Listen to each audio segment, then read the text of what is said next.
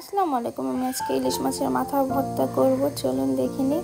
এখানে আমি নিয়েছি একটি ইলিশ মাছের মাথা, আর এখানে আমি নিয়েছি হচ্ছে রসুন কুচি, পেঁয়াজ কুচি আর শুকনো মরিচ নিয়েছি 4টে। একটা মাথার জন্য এত ঝাল দেওয়ার দরকার নেই, যে পরিমাণে ঝাল খান সেটাই দিবেন। আর এখানে আমি মাথার মধ্যে লবণ মাখিয়ে নিচ্ছি এটা ভাজার জন্য। এরপর আমি এখানে তেল দিয়ে সুন্দর করে আগে মরিচগুলো ভেজে নিব।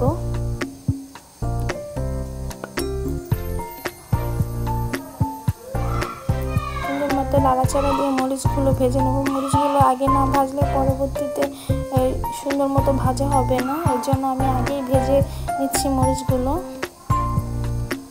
উল্টে পাল্টে দেবেন সুন্দর মতো। এরপরে মরিচগুলো আমার দেখুন কালার চেঞ্জ হয়ে গেছে। এরপর এটাকে আমি সুন্দর মতো বাটিতে রেখে দেব। এরপর এখানে আমি মাছের মাথাটা, লবণ দিয়ে মাখা মাথাটা এখানে আমি চুলোয় দিয়ে দিয়েছি। আর একটু তেল দেব, কারণ মাছের জন্য একটু তেলের প্রয়োজন আছে। এটাকে আমি এরপর সুন্দর করে ভেজে নিচ্ছি। লাল হয়ে গেছে। এরপর এখানে আমি রসুন কুচি, পেঁয়াজ কুচিগুলো সবগুলো দিয়ে দেব এখানে আস্তে আস্তে। সবগুলো দেওয়ার পরে এটাকে সুন্দর মতো নাড়াচাড়া দিয়ে নেব। কাঁচা পেঁয়াজ খেতে আসলে ভালো না, কাঁচা পেঁয়াজ খাওয়া আমাদের, এর জন্য আমি এটাকে সুন্দর মতো ভেজে করে এটাকে সুন্দর লাল করে নেব হালকা।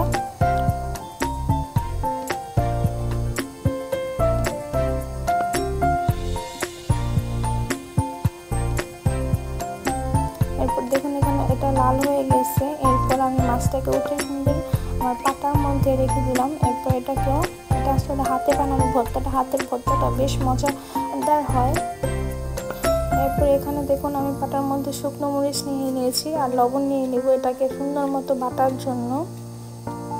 এরপর এটাকে আমি সুন্দর করে বেটে নেব সব মরিচগুলো। আর এই মরিচগুলো করে নেবেন, না হলে পরবর্তীতে মরিচগুলো সুন্দর করে মিশ হবে না।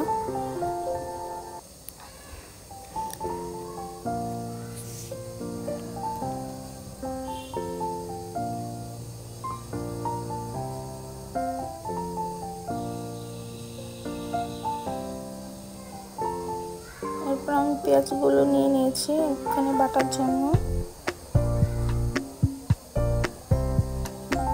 পেঁয়াজগুলো আমার বাটা শেষ হয়ে গেছে। এরপর আমি মাছটাকে সুন্দর করে ছেঁচে নেব, কারণ এটার কাঁটাগুলো আমার বের করতে হবে। কাঁটা থাকলে মাছের ভর্তাটা ভালো লাগবে না, কাঁটা পরে গলায় বেঁধে যাবে।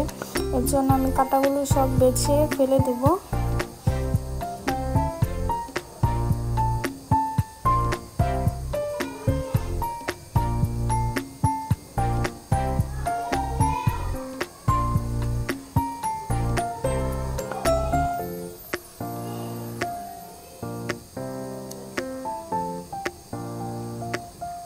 সুন্দর মতো সবগুলো বড় বড় কাঁটাগুলো বেছে নিচ্ছি।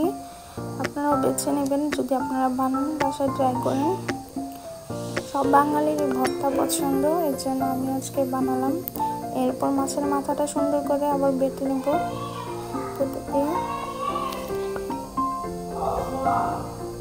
সুন্দর করে বাটার পরে এটাকে আমি সুন্দর মতো মেখে নেব।